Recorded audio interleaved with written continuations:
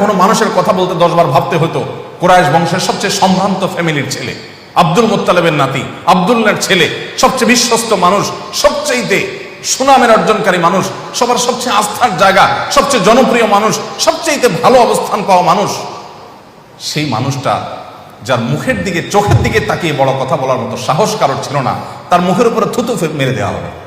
তিনি যখন সেজদায় চলে গেলেন, ওঠের নাড়ি বুড়ি, গরুর নাড়ি বুড়ির মতো না, 20 কেজি 25 কেজি 40 কেজি 60 কেজি ওজনের ওটের নাড়ি বুড়ি এনে তার মাথার উপর রেখে দেওয়া হলো, যাতে নিঃশ্বাস বন্ধ হয়ে সেজদায় মারা যান।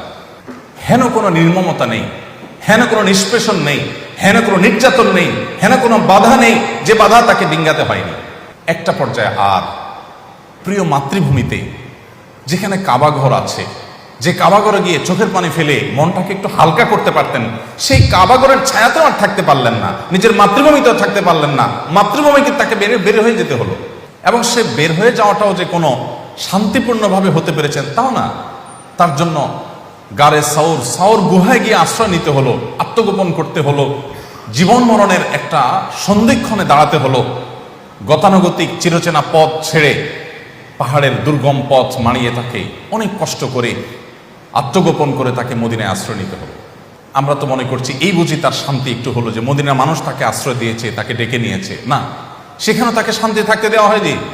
সেখানে যে ইহুদিদেরকে ঐতিহাসিক মদিনা সনদের মাধ্যমে তাদের সাথে শান্তি চুক্তি করেছিলেন, সেই ইহুদিরাই গাদ্দারি করে, তারাই মুনাফিকি করে তার পেছনে ষড়যন্ত্র করা শুরু করলো। একটি রাত তাকে আরামের সাথে ঘুমোতে দিল না। মুনাফিকরা মসজিদ নির্মাণ করেছে, আল্লাহ রাসূল আপনি আমাদের মসজিদ উদ্বোধন করে দিয়ে যান। তিনিও ওয়াদা করেছেন, হ্যাঁ আমি উদ্বোধন করতে আসবো। আল্লাহ ওহী পাঠিয়েছেন, আপনি কোথায় উদ্বোধন করতে যাচ্ছেন? ওরা পাথর রেখেছে রেডি, উদ্বোধন করতে গেলে উপর থেকে পাথর ছেড়ে আপনাকে হত্যা করবে, এটা তাদের ষড়যন্ত্র।